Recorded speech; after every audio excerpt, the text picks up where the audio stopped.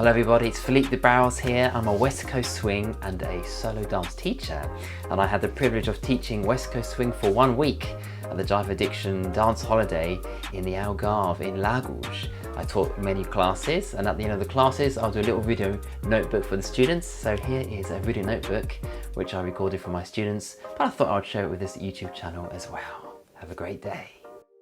So we had our final class of the weekend with this amazing group of people. We did Musicality, one of my favorite things. So we did how music generally, most Western music is structured in 8 counts. Although musicians count in 4s, dancers we normally count in 8s. We have like a mini phrase and then a full phrase. So normally we have a full phrase is 4 bars of 8. So we did the first bar, so 1, 2, 3, 4, 5, 6, 7, 8. Normally the singer begins another sentence after this. 2, 2, 3, 4, 5, 6, 7, 8. We're halfway through.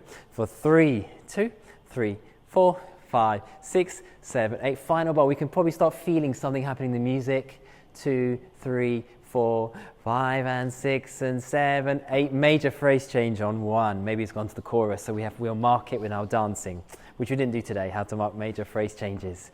And then we go for the chorus again for 32 counts, and then there's a major 1 after the 4th bar, and we go into the energy normally dips down back to the next verse, and we can mark that with our dancing. If we had more time, normally on that final bar, the 4th one, we might be doing multiple spins for 5, 6, 7, 8. Lift the foot up, come down, and mark that 1, hold, and then carry on dancing. We've just acknowledged there's been a major phrase change.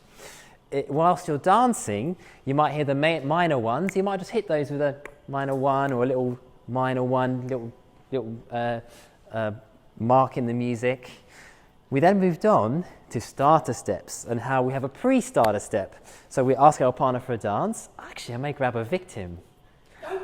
I looked at her, she's like, don't. May I? Thank you so much.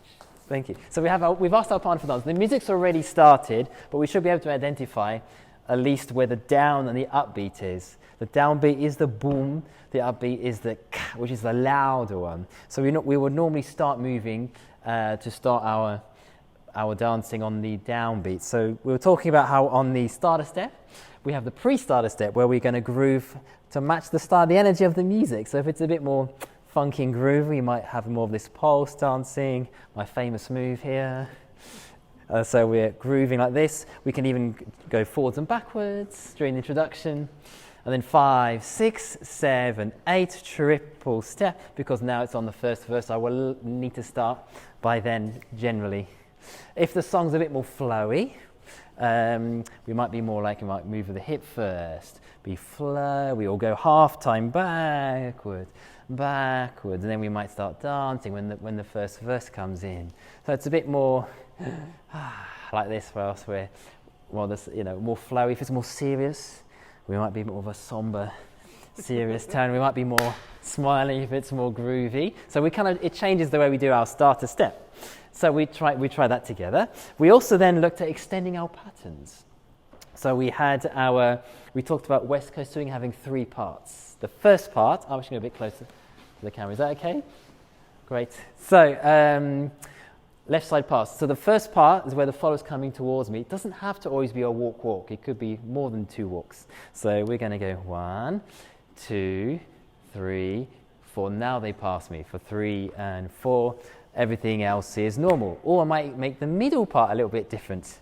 And the middle part might be more like this. So we might go normal walk, but then we might go passing with a bit more time, and then we finish off with a walk at the end. Or we can extend the last part. We can go from this side, we can go everything's normal, but now we are extending the end until we go into our anchor step, ready for the next part. So this should help to free you from the tyranny of 6 counts and 8 counts. It could be anything. Break out of those patterns. Then we have the energy of the music. You might want to match with your dancing. So we're dancing. It's fairly groovy, but then suddenly we hit the chorus. So at least we can match that in the energy we're showing in the dancing for about 8 counts, and then you can tone it down a little bit if you want to after that, rather than the whole thing being like this for 3 minutes. Was that everything we covered there? We also do the sugar push, for example, extending it. We can also do half times. So we can go, for this one, we hang back from each other, and then the follower is going to not come forwards too far forward on their foot. We're going to do half time like this. And a 1, 2, 1, 2. And then we can go back to normal time for our triple step, triple step. So this adds flavour and extra. It lets the music influence your dancing rather than you dancing the same to absolutely everything. We should be able to put some headphones on and look at the person dancing and like, she's dancing to R&B now, or she's dancing to an acoustic song, more flowy. I'll take off the headphones. Oh, it's disco music, not acoustic. No, hopefully it's going to be what what you think it is. So allow the music. People say is the third part of the partnership. It's you, me, and the music influencing each other. Was there anything else I mentioned, or have we covered everything there? Great, and enjoy your dancing. And it's been a great teaching, everybody. Thanks for being amazing. Thank you. Yay. So I hope that was useful for you. Do let me know in the comments which things you found most useful, and I would love to invite you to subscribe to this channel by clicking on that subscribe button below and on the bell icon. That will help you keep notified when videos are available.